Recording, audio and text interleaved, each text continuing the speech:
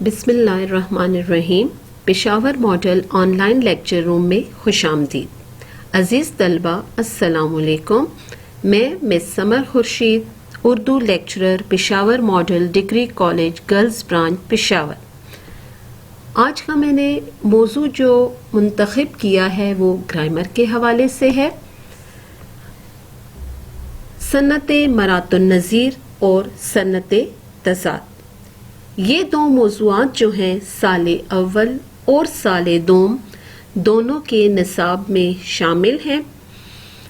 تو عزیز طلبہ آئیے اب ہم اس لیکچر کا باقاعدہ آغاز کرتے ہیں. صنعت مرات النظیر. لفظی مفہوم.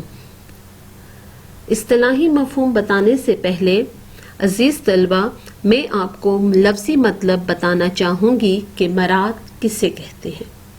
مرات کا لفظی معنی ہے رعایت رکھنا یا لحاظ رکھنا وغیرہ، اور نظیر کہتے ہیں مثل، مانند یا نمونہ.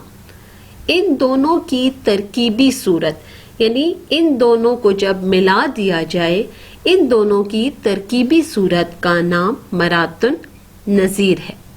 اور اس صنعت کو ہم صنعت تناسب بھی کہتے ہیں.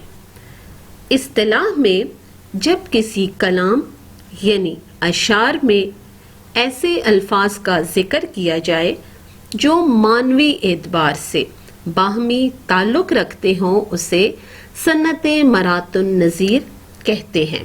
ٹھیک ہے عزیز طلبہ، جیسے اگر ہم آسمان کا ذکر کریں تو آسمان کے ضمن میں سورج، چاند، ستارے، کہکشاں، فضا وغیرہ یہ ساری باتیں جو ہیں آسمان سے باہمی تعلق کو کیا کرتی ہیں؟ ظاہر کرتی ہیں. ٹھیک ہے. اب اس کی ہم ایک شعری مثال پیش کرتے ہیں. حرم پاک بھی اللہ بھی قرآن بھی ایک، حرم پاک بھی اللہ بھی قرآن بھی ایک، کچھ بڑی بات تھی ہوتے جو مسلمان بھی ایک. اب یہاں دیکھیں اس شعر میں مصرع اولیٰ میں اللہ کا ذکر کیا گیا ہے، تو اللہ کے حوالے سے حرم پاک، قرآن اور مسلمان ان تینوں الفاظ کا ذکر کر کے ان کے باہمی تعلق کو ظاہر کیا گیا ہے. ٹھیک ہے. اب ہم ایک شعری مثال لیتے ہیں جو ہمارے سال اول کے نصاب میں شامل ہے.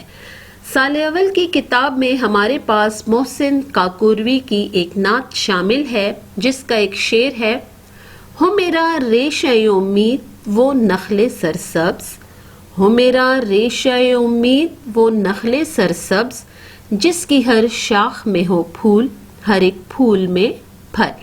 اب اس میں آپ دیکھیں کہ نخل سرسبز کے حوالے سے شاخ، پھول اور پھل کا ذکر کیا گیا ہے. ٹھیک ہے. اب ہم آگے چلتے ہیں تو سال دوم کی جو شعری مثال ہے وہ میں نے احمد فراز کی غزل سے ایک شعر لیا ہے: بکنے والوں میں جہاں ایک سے ایک آگے ہو، بکنے والوں میں جہاں ایک سے ایک آگے ہو، ایسے میلے میں خریدار کو کیا بولنا ہے. تو عزیز طلبہ اس میں اگر آپ دیکھیں تو بکنے والوں کے حوالے سے میلے اور خریدار کا ذکر کیا گیا ہے جو ان کے باہمی تعلق کو ظاہر کرتا ہے. ٹھیک ہے. یہ تھا ہمارا صنعت مرات النظیر. تو اگلا اب ہمارا موضوع ہے وہ صنعت تضاد.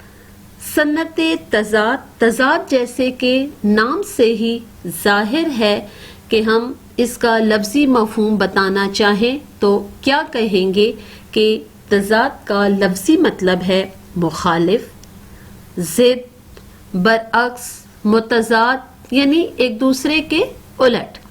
اس صنعت کو ہم صنعت تقابل بھی کہتے ہیں. ٹھیک ہے. اب ہم اس کی اصطلاحی تعریف کی طرف جاتے ہیں. تو اصطلاح میں صنعت تضاد ایسی شعری صنعت کو کہتے ہیں کہ جس کے ذریعے کلام میں دو یا دو سے زیادہ ایسے الفاظ استعمال کیے جائیں جو معنی کے اعتبار سے یعنی جو اپنے معنی کے اعتبار سے ایک دوسرے کی ضد ہوں. جیسے دن تو اس کا مخالف کیا ہوگا یا الٹ کیا ہوگا؟ رات. اگر ہم کہیں گرمی تو اس کا کیا ہوگا؟ سردی. اگر ہم کہیں گے پست تو اس کا کیا ہوگا؟ بلند وغیرہ. اس طرح کے بے شمار الفاظ ہیں. اب ہم شعری مثال سے اس کو واضح کریں گے. قوت عشق سے ہر پست کو بالا کر دے، قوت عشق سے ہر پست کو بالا کر دے، دہر میں اسم محمد سے اجالا کر دے. اب اس شعر میں اگر ہم دیکھیں تو ہمارے پاس پست اور بالا یعنی مصرع اولا کو ہم دیکھیں تو اس میں پست اور بالا کا ذکر کیا گیا ہے. تو یہ دونوں الفاظ جو ہیں وہ ایک دوسرے کے متضاد ہیں یعنی ایک دوسرے کے مخالف ہیں. پست یعنی نیچے اور بالا یعنی اوپر، بلندی، عروج وغیرہ. ٹھیک ہے. اب ہم آگے جاتے ہیں. شعری مثال سال اول سے ہم لیتے ہیں جس میں ہے کہ یہ شعری مثال ہم نے مثنوی سے لی ہے. شہزادے کا چھت پر سونا اور پری کے ہاتھوں اغواں ہونا. ٹھیک ہے. اس میں سے ہم نے ایک شعر لیا ہے. کبھی دل رہے خوش کبھی درد مند، کبھی دل رہے خوش کبھی درد مند، زمانے کی جب سے ہے پست و بلند. اب یہاں دیکھیں کہ مصرع ثانی میں یعنی دوسرے مصرے میں پست اور بلند دو متضاد الفاظ استعمال کیے گئے ہیں یعنی پست کا مخالف یا الٹ جو ہوگا وہ بلند ہوگا. ٹھیک ہے. اب ہم نے سال دوم میں سے جو شعری مثال لی ہے وہ علامہ اقبال کی غزل سے ایک شعر لیا ہے. وہ ہے مہینے وصل کے گھڑیوں کی صورت اڑتے جاتے ہیں، مہینے وصل کی گھڑیوں کی صورت اڑتے جاتے ہیں، مگر گھڑیاں جدائی کی گزرتی ہیں مہینوں میں. اب اس میں دیکھیں کہ گھڑیاں یعنی لمحے، اور اس کے لیے جو متضاد استعمال کیا گیا ہے یا جو مخالف یا الٹ لفظ استعمال کیا گیا ہے وہ ہے مہینوں. ٹھیک ہے. اس کے علاوہ مصرع اولا میں وصل یعنی ملاپ کا ذکر ہے تو مصرع ثانی میں جدائی کہہ کر اس کا متضاد الفاظ استعمال میں لایا گیا ہے. عزیز طلبہ، امید ہے کہ آپ کو یہ دونوں موضوعات سمجھ آ گئے ہوں گے. آپ لوگوں کی سہولت کے لیے میں نے ایک مشقی سرگرمی تیار کیے ہیں. اس میں نے ایک سنت مرات النظیر اور سنت تضاد کے حوالے سے کچھ اشعار دیے ہیں اور اس میں سے ان اشعار میں سے آپ لوگوں نے ان کی نشاندہی کرنی ہے کہ کس اشعار میں کون سی سنت کا استعمال کیا گیا ہے، جس کے کرنے سے آپ لوگوں کی مزید جو ہے وہ ذہنی طور پر یہ موضوع سمجھ آ جائے گا. شکریہ.